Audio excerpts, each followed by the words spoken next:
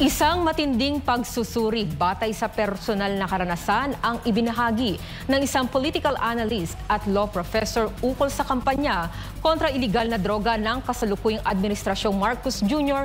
at kung paano ito naiiba sa nakaraang Administrasyong Duterte. Kaninong kampanya kaya ang epektibo para sa kanya? Alamin natin sa report ni Carlo de la Peña. Res ipsa loquitur, isang Latin term na nangangahulugang the thing speaks for itself. Ganito inilarawan ng isang political analyst at law professor na si Attorney James Reserva ang kanyang pagkumpara sa kampanya kontra iligal na droga ni Pangulong Ferdinand Marcos Jr. sa estilo ni dating Pangulong Rodrigo Duterte. Ani Attorney Reserva, habang ipinagmamalaki ng Administrasyong Marcos Jr. mga datos kaugnay ng mga nakumpiskang droga at iba pang mga nagawa nito, dapat ding matanong kung tunay bang nararamdaman ng taong bayan ang seguridad sa kanilang mga tahanan at komunidad. Of course, we can expect that it will be bannered as one of the accomplishments.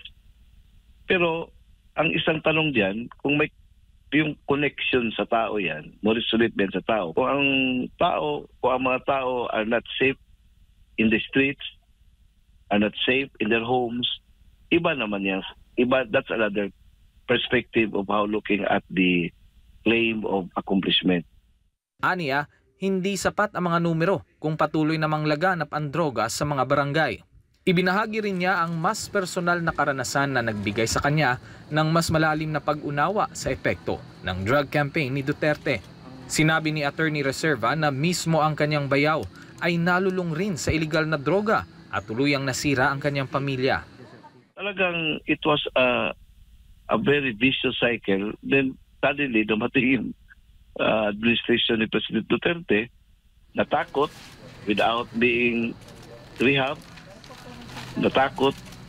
Kasi yung mga kasamahan niya, many of them are already parang nadakip na.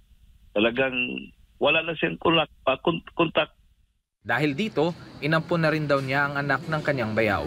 Binigyang diin din ni Reserva na ang kampanya kontra droga ni dating Pangulong Duterte ay may direktang epekto sa kanilang pamilya, isang bagay na hindi niya basta-bastang malilimutan.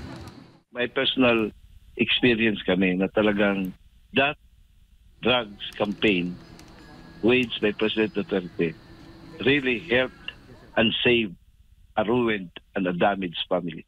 Nananatiling hamon para sa kasulukuyang administrasyon ang mapatunayan na hindi lamang sa numero nagwawagi ang kampanya kontra droga, kundi sa tunay na kaligtasan at katahimikan ng bawat pamilyang Pilipino. Sapagkat gaya ng sabi ni Attorney Reserva, ang epekto ng isang polisiya ay higit na tumitingbang kapag ito ay naramdaman mismo sa loob ng tahanan. Para sa Diyos at sa Pilipinas kong mahal, Carlo de la Peña, SMNI News.